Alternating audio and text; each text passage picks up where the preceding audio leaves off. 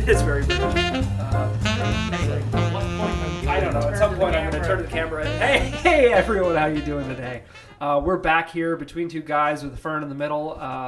I'm Tan. This is Dave, Hello. and today we're talking about Ex Machina. Yes, robot movie. Technically, it's been out for a while, but just got its wide release within the last week or so, and so we've now both seen it. That's right. And we felt like talking about it. Sure. Okay. What do you think of the movie? So with Jason Isaac and some guy, Donald Gleason, who plays the ingenue. pretty much, and I don't remember who plays Ava, the robot. Elisa Vikander. She's some kind of avian, Scandinavian. Avian? Avian, yeah, I was She's abbreviating that.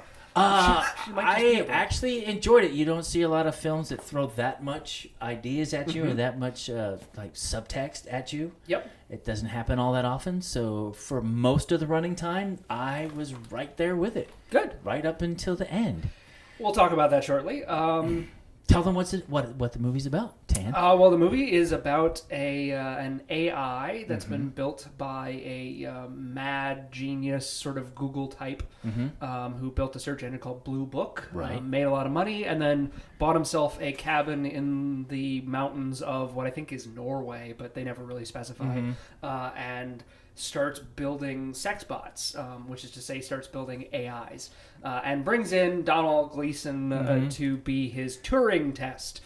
And what is the Turing test? What is the Turing test? Do you know what the Turing test is? You could probably explain it better than I could. The Turing test is a test of AI. If you are talking to a computer and don't know it's a computer, it passes the Turing test. That's really all it is. So that's what the movie is about, ostensibly. Well, they don't drop the sex bot thing at you. It's a slow build up to that. That's true, and they really do kind of underplay it because, of course, Alicia Vikander's character looks incredibly robotic. She has a human face and human hands, but everything else is very obviously robotic, which is an interesting choice. And this is, of course, something that Nathan, played by Oscar Isaac, is claiming that. The purpose of the test is for him to not only think that she's human, but think that she's a human despite the fact that he knows she's not a human. And the movie is full of stuff about lies, deception, male, female, gender, politics. A little bit. Stuff about creativity, the stuff with he has a Jackson Pollock painting in his bedroom. And talk about if you think too much about creativity, you'll never start being creative. It's true. And the different roles, the people aren't what they seem throughout the movie. You expect, in fact, I would say that there's no clear hero in this movie at all.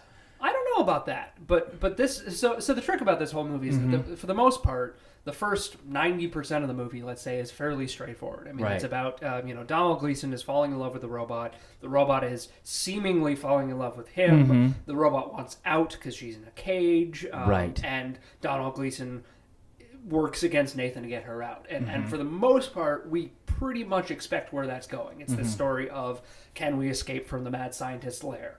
And it only really takes a left turn at the ending.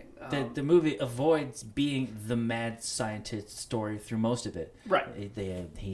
Nathan clearly says this is a research facility, and this is ground zero for the biggest development in AI technology that's ever been. So you think this is a smart movie that will go a way that you don't think it will. But it does. Well, and so then we discover, of course, that this robot is not the first robot, and that Nathan has basically been using all of his failed prototypes as glorified sex bots. In his isolation. And then Donald Gleason succeeds. Yes. He outsmarts Nathan.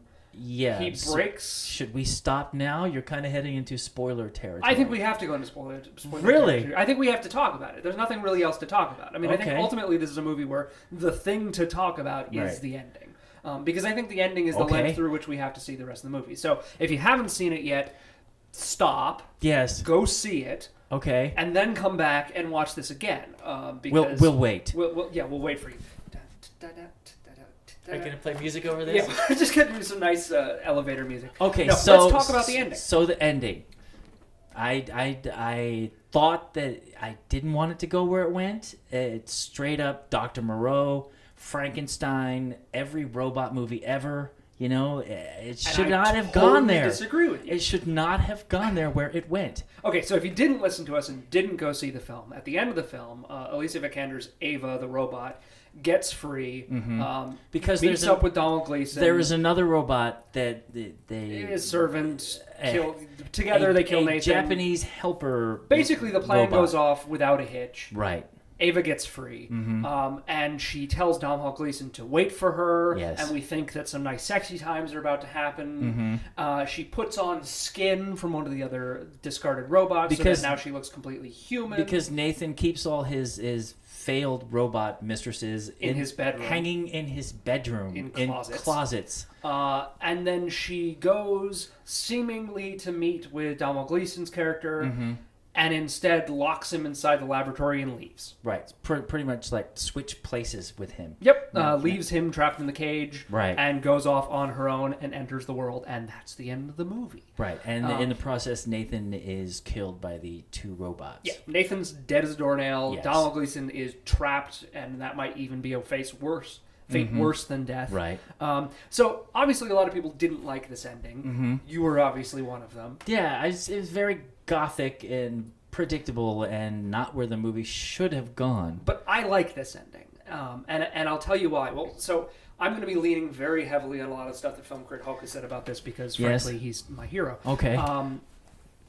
First of all, I think this is one of those endings that one of the fascinating things about this ending is it says more about you, the viewer, than it necessarily does say about the movie and how you react to it. Because different people have different reactions to this ending. It's a very polarizing ending. Yes. So here's the question I will put to you. Okay, I'm ready. From the perspective of Domhnall Gleeson's character, of the milquetoast leading man, night comes in, saves the girl, and then suddenly he doesn't get the girl, and he seems almost punished for his efforts, and oh no, everything's terrible. But what if we look at this movie from the perspective of Ava? What if we look at it from the perspective of the robot? I mean, you said yourself earlier, there's not necessarily a hero in this movie. So what if we postulate for a moment that maybe the robot is the hero of the movie? Okay. How does this movie seem to her? Like, how do the events of this movie seem to her? She's been trapped in her cage her whole life. Right. A guy shows up. She doesn't know if he's working for Nathan. She doesn't know who he is. She doesn't know anything about him. She's very distrustful of him at first. Yeah, but she has the ability to play him the whole time. Well, so she figures out, of course, that he is an independent person with independent thinking. Yes. And he is, exactly as Nathan describes him, a tool for her to break free of her prison. But Nathan programmed her. Yes. So was that but she's an AI, so she has her own consciousness. I mean, that's the whole establishment of this thing is, does she have a consciousness beyond her program? Right, but does she have a conscience? I don't think she has a conscience. Well, the question is consider what would have happened to her if she let Domhnall Gleeson go with her. Right. I mean, this whole movie is she's been possessed in a cage by a man. If Domhnall Gleeson took her into the world, right, how would that be any different? She would still be a She would pet. still be a robot. She would still be in the care of a man. Right. In a very real sense, I think that Domhnall Gleeson, despite being not necessarily a bad guy, I mean, think about it this way. He sees her as, like, his prize. How different is his actions, are his actions ultimately from Nathan's? I don't think he saw her as a prize. He just saw her in the classic terms of, like, damsel in distress. And exactly. But not his prize. I don't know. I mean, you take him and he takes her into the world, and suddenly, she's his, he knows what she is. Yes. Can she ever really be free if the one who is bringing her into the world is this human bloke? But once she gets out in the world, I mean, at one point she gets her arm removed with a barbell. Yeah. And once she gets out in the world, she's going to need to depend on somebody to fix her. Quite possibly, but certainly from the outside, nobody knows that she's not human. So are you saying that, like, this movie boils down to, like, male-female politics where the men are keeping the feminism? Is that what you said? I there's think a buried feminist message? I think it's an movie? incredibly feminist message. But I also think more to the point that I actually disagree with you that there's no hero in this movie. I think the movie is very deliberately neutral as to who the hero is. I mean, it's deliberately ambiguous, which is a fine line to walk, and allows us to have this kind of conversation. Right. But I think that I agree with you that if you see this movie as being Caleb's story, Domhnall Gleeson's story, and he's the hero and he's the protagonist, and he goes in and he seemingly gets betrayed for being the good guy, then it does feel kind of like a classic Frankenstein Prometheus. You know, it's the man creates, you know, beast, and beast rebels against man. But they tell you that it's not his story by doing title cards with the number of the session. And I think if you see this as Ava's story rather than the man's story, I think it's a very different movie. I think it's a movie about... It flips at the end where the session's still going on. Yep. From her point of view, session 7 is her escaping. Exactly. Yeah. And I mean, I think from that point of view, she's clearly the hero. I mean, she's a damsel who gets herself out of distress, and breaks herself free. And I think that for her purposes, I mean, we can talk about does she have a conscience? Is she ever going to go, maybe I should go back and let him out? Something like that. Maybe. I don't think it's important to the movie. I think what's important is that she has one goal in mind: freedom. And I don't think she has any reason to believe that Caleb won't somehow threaten that freedom if she lets him go. I think the choice she makes at the end of the day is not a choice for love, is a choice for self. And I think that's really fascinating, and yeah, I think it's incredibly feminist. And again, I mean, the movie is very deliberately neutral about the whole thing, but ultimately what she wants is to lose herself at a crowded traffic intersection, among all the people. And there's no way that she could do that if Caleb came with her. She would always be Caleb's robot. She would be the AI that Caleb rescued from Nathan, et cetera, et cetera. So in the end, she defines herself by her own terms. And makes a hard call. And also, to some extent, I mean, whether or not she actually had affection for him or not, she knew him for 7 days, 7 conversations. Well, the entirety of her relationship. Programmed, I think, to appeal to him. Use his pornography profile was used to create her face. So I think that something in her was, set up. The whole thing is a setup. Nathan set up everything, but how come he didn't see the end result of what would happen? Because he had been through so many robots destroying themselves, and before he should have seen this coming. Maybe, but I mean, and then we get into this whole, the hubris of, he just sees them as... He's just a cocky asshole. Yeah, well, and he sees them as toys in a box, and he sees them as, things that are within his control. Because he says he's going to wipe her... Yep, he's going to wipe her out, and she's going to replace her with a new one and all that, and ultimately, he can't keep her down. So, I don't know. I mean, he brought in Caleb to see if she had... consciousness. See, I actually don't know if that's the case. I think that that's what he says is the case. But I think that ultimately, does he know what he's created? I think that he brings Caleb in to share in his experience.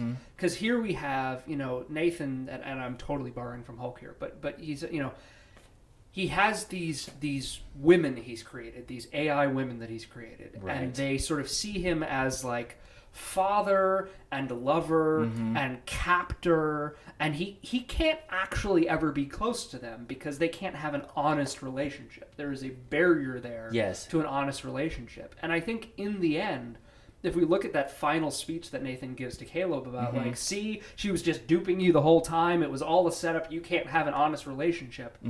I think Nathan was lonely. I think he was getting frustrated with his experience with these robots, and the fact that he couldn't share that experience. I think he knows he had an AI. I don't think the Turing test matters at all.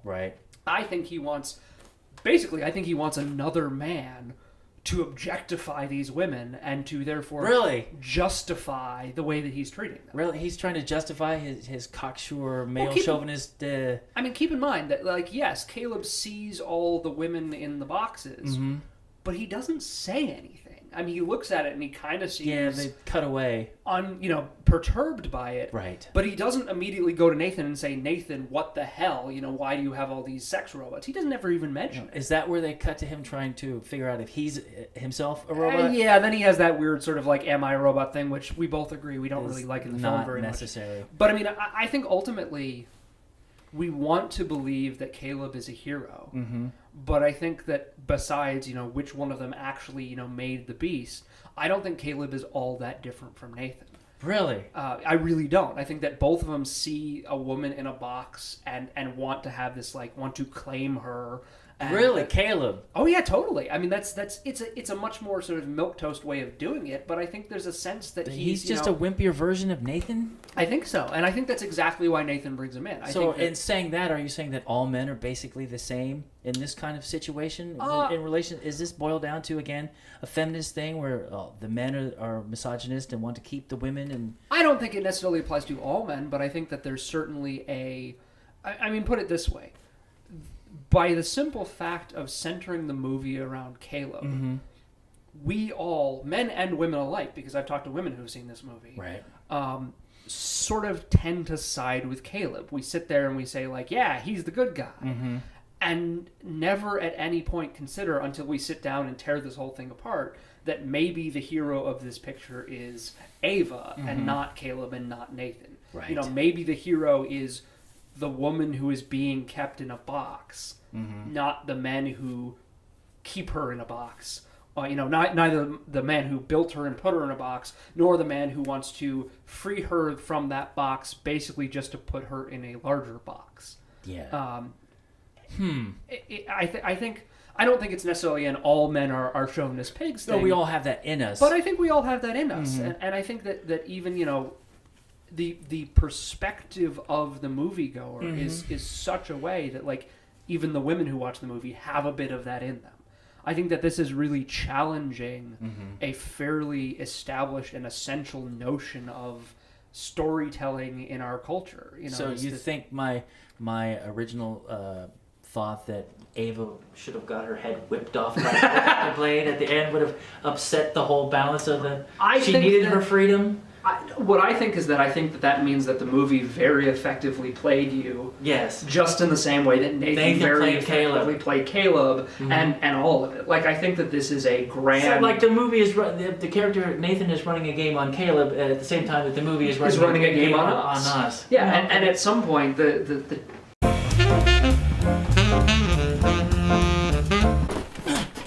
Sorry about that, folks. Slight technical difficulties, but we're back. So we had reached an epiphany. The movie's playing a game on us as it's playing a game on its characters. Exactly. Yes.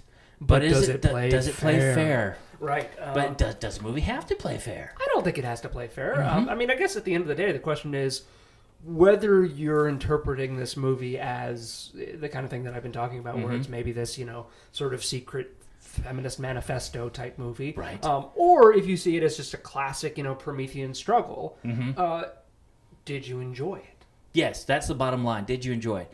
Yes, all the way up to the end. Then the end, not so much. But now that we've discussed it back and forth, I take it with a grain of salt and think, maybe the end did make a lot of sense because my ending would have been a lot sillier. Well, I mean, for me, I feel like the fact that the movie inspires discussion, I mean, this is the longest episode we've done so far because we've actually had things to talk about in this movie. Yes. And not just, man, Vision is so cool, and wasn't it funny? You're off on a tangent again. No, but I think this is appropriate. I mean, it's having a movie that gives you something to talk about is, I think, the mark of probably a good movie. It's a thinker.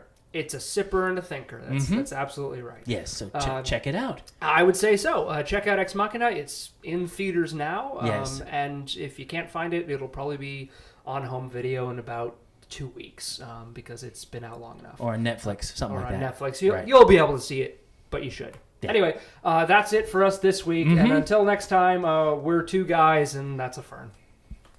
So, anyway...